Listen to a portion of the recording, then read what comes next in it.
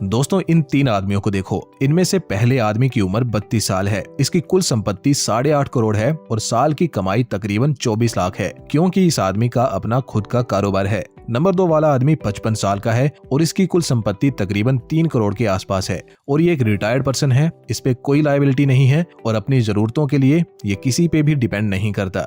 Then तीसरा आदमी भी 55 साल का ही है, रिटायर्ड है, लेकिन संपत्ति उसके पास उसका केवल एक घर ही है। उसने कभी सेव नहीं किया, जो भी कमाया या तो खुद पे खर्च कर दिया या अपने बच्चों पे लगा दिया, ये सोच के कि उसके बच्चे ही उसके एसेट्स बनेंगे। लेकिन आज जब उसको सहारे की जरूरत है तो उसके पास उसके बच्चे भी नहीं हैं, वो सब अपने अपने जीवन में व्यस्त हैं। तो दोस्तों इन तीन आदमियों को देखो और मुझे बताओ कि आप इनमें से किसकी तरह बनना पसंद करोगे। आई नो सबका जवाब होगा कि मैं पहले आदमी यानी 32 साल के बिजनेसमैन की तरह बनना चाहूंगा। And it is totally fine, क्योंकि हर कोई चाहता है कि वो जल्दी से जल्दी अमीर बने, अपनी जवानी में ही करोड़ों कमाए। लेकिन ऑनेस्टली कहूं तो ऐसा केवल कुछ चंद लोग ही अपनी लाइफ में अचीव कर पाते हैं। सबका कम उम्र में वेल्दी बन पाना प्रैक्टिकली इम्पॉसिबल है, because let's face the reality, ना तो सबको करोड़ों के पैकेज वाली जॉब्स मिल सकती हैं, क्योंकि इतनी जॉब्स ही अवेलेबल नहीं है, और ना ही सभी बिजनेस ही कर सकते हैं। इसलिए सभी जवानी में तो अमीर नहीं बन सकते। स्टैटिस्टिक्स की ही माने तो इंडिया में मिलियनियर्स की संख्या यानी ऐसे लोगों की संख्या जिनकी कुल संपत्ति 8 करोड़ से ज्यादा है केवल 3,26,400 ही है। तो आप खुद देख सकते हो कि 141 करोड़ की जनसंख्या वाले देश में केवल 3 लाख ही लोग मिलियनियर हैं, जिनमें से जवान लोगों की संख्या और कम होगी। इसलिए ऐसा सोचना कि मैं तो बस अभी अमीर बनूंगा, रिटायरमेंट तक कौन सेव या इन्वेस्ट करता रहे, ये माइंडसेट ना तो आपको अब अमीर बना पाएगा और ना ही आप रिटायरमेंट तक ही कुछ कर पाओगे। आपका भी हाल उस तीसरे आदमी की तरह हो जाएगा जिसका मैंने पहले एग्जांपल दिया। इसलिए सबसे प्रैक्टिकल तरीका है दूसरे आदमी का तरीका, यानी कि लेट अमीर बनना लेकिन श्योरली अमीर बनना। अगर आप बिजनेस नहीं कर रहे या आपका करोड़ों का पैकेज नहीं है और आप एक मिडिल क्लास बंदे हो या बंदी हो, तो आओ फिर मैं आपके साथ दूसरे आदमी की स्ट्रेटेजी शेयर करता हूँ। एंड बिलीव मी, इस स्ट्रेटेजी को आप पसंद करोगे, बिकॉज ये 5 साल काम और जिंदगी भर आराम वाली स्ट्रेटेजी है। 15,000 से 30 से 35,000 वाली सैलरी जो भी लोग लेते हैं, ये स्ट्रेटेजी उनके लिए है। इसलिए फटाफट शुरू करते हैं। तो दोस्तों मिलिए 3 लड़कों के साथ, मोहित, अमित और मनोज के साथ। मोहित की उम्र 20 साल है, अमित की 25 और मनोज की है 30 साल। मोहित ने अभी अभी कमाना शुरू किया है, इसलिए उसकी सैलरी सबसे कम है। मोहित केवल 15,000 महीना कमाता है। देन सेकंड नंबर पे आता है अमित। इसको काम करते हुए कुछ साल हो चुके हैं, जिस कारण इसकी सैलरी भी बढ़ चुकी है और ये कमाता है 25,000 रुपए। फिर तीसरे नंबर पे आता है मनोज, जिसे इन तीनों में से नौकरी करते हुए सबसे अधिक समय हो चुका है और जिस कारण उसकी सैलरी भी तीनों में से सबसे अधिक है। उसकी सैलरी है 35,000 रुपए। इन तीनों की स्ट्रेटजी ऑलमोस्ट सेम है, यानी कि तीनों ही SIP के माध्यम से निवेश कर रहे हैं, तीनों 55 की एज में रिटायर होने का प्लान कर रहे हैं और तीनों ही इंडेक्स फंड में निवेश करते हैं, क्योंकि तीनों ही सैलरीड एम्प्लॉय हैं और मार्केट रिसर्च के लिए उनको बहुत कम समय मिलता है। इसलिए इंडेक्स फंड इनके लिए नो ब्रेनर है। बस इन तीनों की स्ट्रेटजी में एक डिफरेंस है और वो डिफरेंस है SIP अमाउंट में। मोहित का SIP अमाउंट सबसे कम है, क्योंकि उसकी सैलरी भी कम है और उसका अमाउंट है 3,000 रुपए।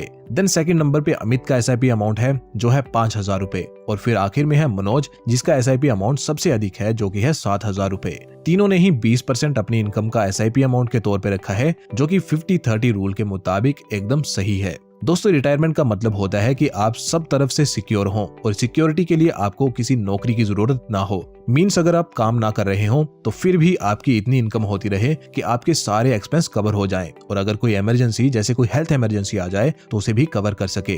तो आज हम मोहित, अमित और मनोज के एग्जाम्पल से ये दोनों चीजों के लिए किस तरह पैसे जमा करने हैं यही जानने वाले हैं। तो सबसे पहले मोहित के एग्जाम्पल पे आते हैं। जैसे कि मैंने आपको बताया कि मोहित अभी अभी कमाना शुरू हुआ है, जिस कारण उसकी इनकम काफी कम है, लेकिन मोहित स्मॉल स्टेप्स की वैल्यू को समझता है। वो इस बात को जानता है कि मेरी इनकम चाहे कम है लेकिन मेरी उम्र भी कम है और इसलिए मेरे थोड़े अमाउंट की SIP भी मुझे उतना रिटर्न दे सकती है जितना किसी ज्यादा उम्र वाले को ज्यादा अमाउंट की SIP नहीं दे सकती। बट दोस्तों केवल जिंदगी भर SIP लगाए रखना और अपनी जरूरतों में कटौती करते रहना भी कोई अच्छा फैसला नहीं माना जाता, क्योंकि एक सेटिस्फाइड लाइफ में अच्छी मेमोरीज का बड़ा हाथ होता है और मेमोरीज बनती हैं कुछ यादगार पलों से, जैसे कि अपने लव्ड वंस के साथ पहाड़ों पे स्पेंड किए हुए कुछ खास मोमेंट्स, या फिर पहली खरीदी हुई बाइक की खुशी, या दोस्तों के साथ गोवा का ट्रिप। और इन सब चीजों के लिए चाहिए होते हैं पैसे। तो अगर सारी उम्र केवल SIP ही लगाई रखी और सैलरी भी उतनी ही हो कि एक्स्ट्रा कुछ बचता ही ना हो, तो फिर जिंदगी के मजे कब लोगे। इसलिए ये बात मोहित को एकदम नागवार थी कि वो अपने बुढ़ापे को सिक्योर करने के लिए अपनी जवानी को पूरी तरह से सेक्रीफाइस कर दे। हाँ, लेकिन कुछ सालों के लिए ऐसा किया जा सकता है और इसलिए मोहित का प्लान है कि वो अपनी इनकम का 20% डिसिप्लिन के साथ 5 साल तक एटलीस्ट इन्वेस्ट करेगा रिटायरमेंट को सिक्योर करने के लिए। तो मोहित ने लगाई स्टेप अप SIP जिसका शुरुआती अमाउंट था 3000 रुपए। तो अब आप इस कैलकुलेटर में देखिए, मोहित ने 3000 की SIP से शुरुआत की, 10% का growth in SIP amount select किया, यानी कि हर साल वो SIP अमाउंट को 10% से इंक्रीज करता रहेगा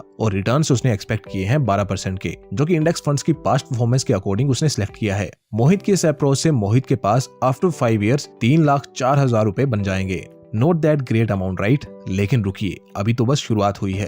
अब मोहित क्या करेगा कि वो SIP को क्लोज करवा देगा और 3,04,000 रुपए को एज इट इज इन्वेस्टेड रहने देगा नेक्स्ट 30 इयर्स के लिए। 30 साल बाद वो 55 का हो जाएगा और उस समय बिना उसके एक भी रुपया निवेश किए उसके पास 91 लाख रुपए हो जाएंगे। एंड बिकॉज उसने 5 साल बाद ही SIP बंद कर दी थी, इसलिए 5 साल बाद से वो इमरजेंसी के लिए फंड तैयार करना स्टार्ट कर सकता है। नाउ लेट्स एज्यूम उस समय तक वो 25,000 की सैलरी कमाने लगा हो, तो वो अगेन अपनी सैलरी का 20% जो कि होगा 5,000 पर मंथ उसे सेव करके किसी सेफ फंड में इन्वेस्ट कर सकता है, लाइक बॉन्ड्स या गोल्ड ETFs।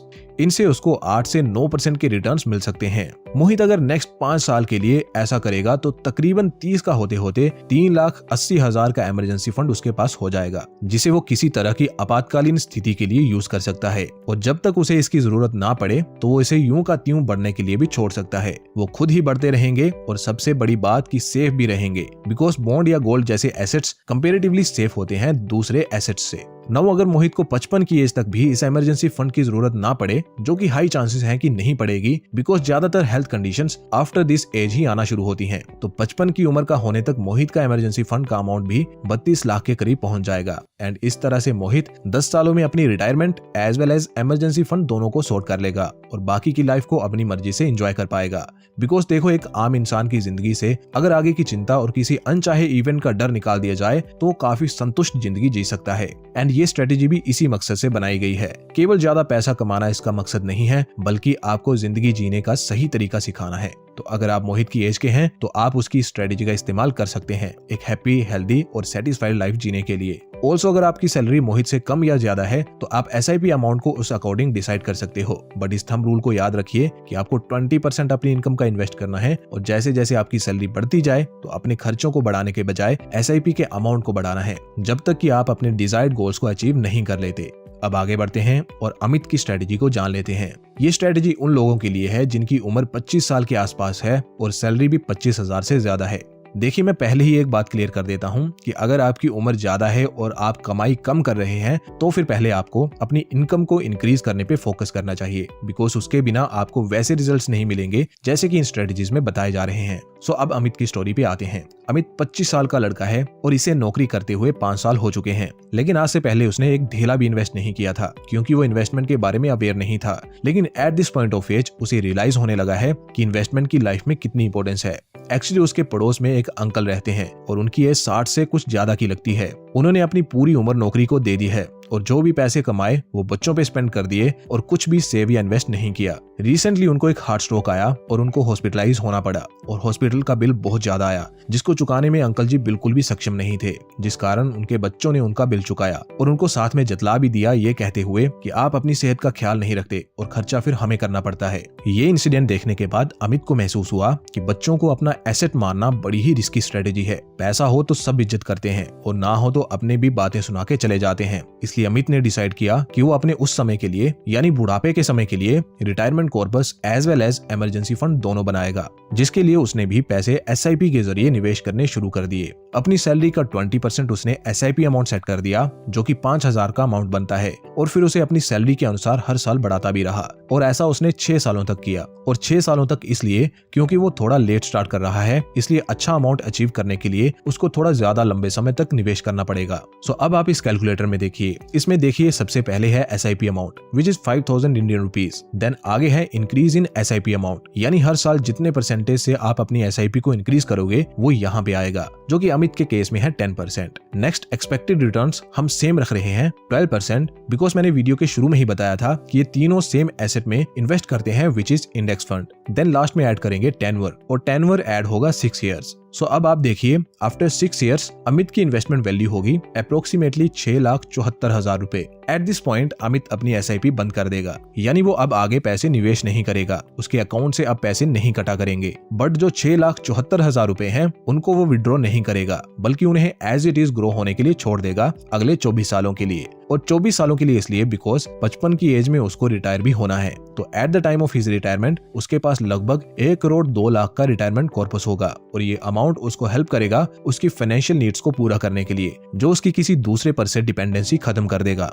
अब बारी है इमरजेंसी फंड की। तो उसके लिए अमित क्या करेगा कि जैसे ही SIP बंद करेगा तो उस समय उसकी सैलरी भी अच्छी होगी। लेट्स अज्यूम कि 35,000 उसकी सैलरी उस समय तक हो जाएगी। तो वो क्या करेगा कि अब नेक्स्ट 4 सालों तक अपनी सैलरी का 20% यानी कि 7,000 रुपए इस केस में सेव करेगा, और फिर उन्हें किसी सेफ एसेट में इन्वेस्ट कर देगा।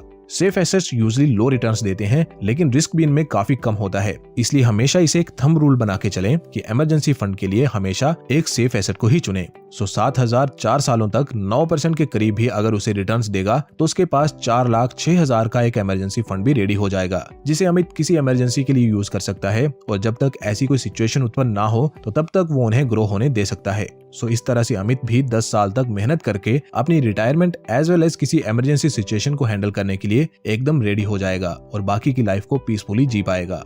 अब आखिर में रह जाता है मनोज की स्टोरी में थोड़ी शॉर्ट में सुना देता हूँ, बिकॉज वीडियो थोड़ी ज्यादा लंबी हो जाएगी। जैसे कि मैंने आपको बताया कि मनोज की एज 30 साल है और सैलरी है 35,000, लेकिन मनोज ने अभी तक कोई सेविंग या इन्वेस्टिंग शुरू नहीं की है। मे बी उसे इससे पहले कभी इसकी जरूरत महसूस ना हुई हो, या फिर कोई और बात भी हो सकती है। लेकिन अब मनोज चाहता है कि वो निवेश करे, बट उसके पास कोई स्ट्रेटेजी नहीं है सही से निवेश करने की। बट लकीली अमित उसका नेबर है और मनोज के साथ उसके अच्छे रिलेशंस हैं। इसलिए मनोज ने अमित से कहा कि यार ऐसी बात है, मैं निवेश करना चाहता हूँ, लेकिन इंटरनेट पे बहुत सारी एडवाइजेस हैं जो कंफ्यूज कर देती हैं, तो तुम बताओ मैं क्या करूँ। तो अमित ने उसको बताया कि देखो, हम लोग डेली सुबह उठ के जॉब पे जाने वाले लोग हैं, हमारे पास वीकेंड्स के अलावा मार्केट्स को ट्रैक करने का या उन्हें स्टडी करने का टाइम नहीं होता। इसलिए सबसे बेस्ट वे है कि हम देश की इकोनॉमी पे बेट लगाएं। अगर देश अच्छा करेगा तो हम भी मुनाफा कमाएंगे, और इकोनॉमी में इन्वेस्ट करने का सबसे अच्छा तरीका है कि तुम इंडेक्स फंड्स में इन्वेस्ट करो। इनका पास्ट रिकॉर्ड चेक किया जाए तो इन्होंने ऑलमोस्ट सभी एसेट्स से बेटर रिटर्न्स भी दिए हैं, और पैसे भी इनमें कंपैरेटिवली सेफ रहते हैं।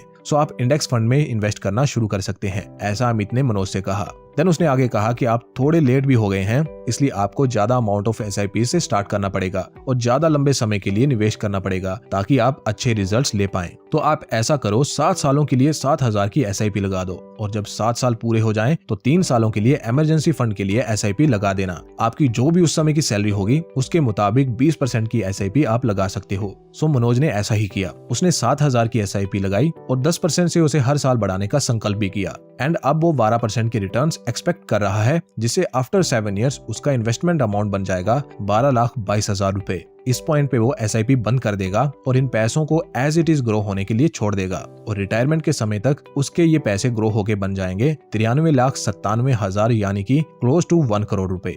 रिटायरमेंट की तरफ से सिक्योर होने के बाद मनोज अब इमरजेंसी फंड के लिए इन्वेस्ट करना स्टार्ट करेगा। 7 साल रिटायरमेंट के लिए SIP लगाने के बाद उसकी एज 37 साल हो चुकी है, और अभी तक उसकी सैलरी भी काफी बढ़ चुकी होगी। लेट्स अज्यूम कि 45,000 के करीब उसकी सैलरी उस समय होगी। तो इन 45,000 का 20% मनोज नेक्स्ट 3 सालों के लिए मंथली SIP के जरिए सेफ एसेट्स में इन्वेस्ट करता रहेगा to create an emergency fund, जिससे 3 साल बाद उसके पास 3,73,000 रुपए हो जाएंगे, जिसे वो किसी आपातकालीन स्थिति के लिए इस्तेमाल कर सकता है, और जब तक उसे जरूरत ना पड़े तो तब तक वो उन्हें ग्रो होने दे सकता है। और इस तरह उसकी भी जिंदगी के 2 जरूरी काम, रिटायरमेंट फंड और इमरजेंसी फंड सॉर्ट हो जाएंगे।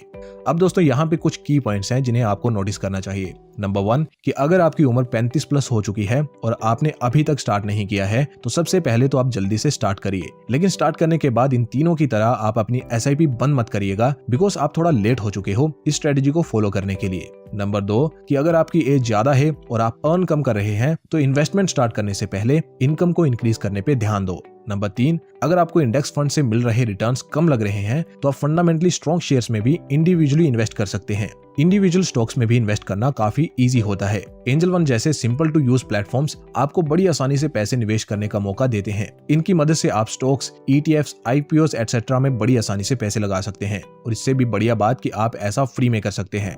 तो इंतजार मत करिए, जल्दी से डीमैट अकाउंट खुलवाइए और अपनी इन्वेस्टमेंट जर्नी को आज ही से स्टार्ट करिए।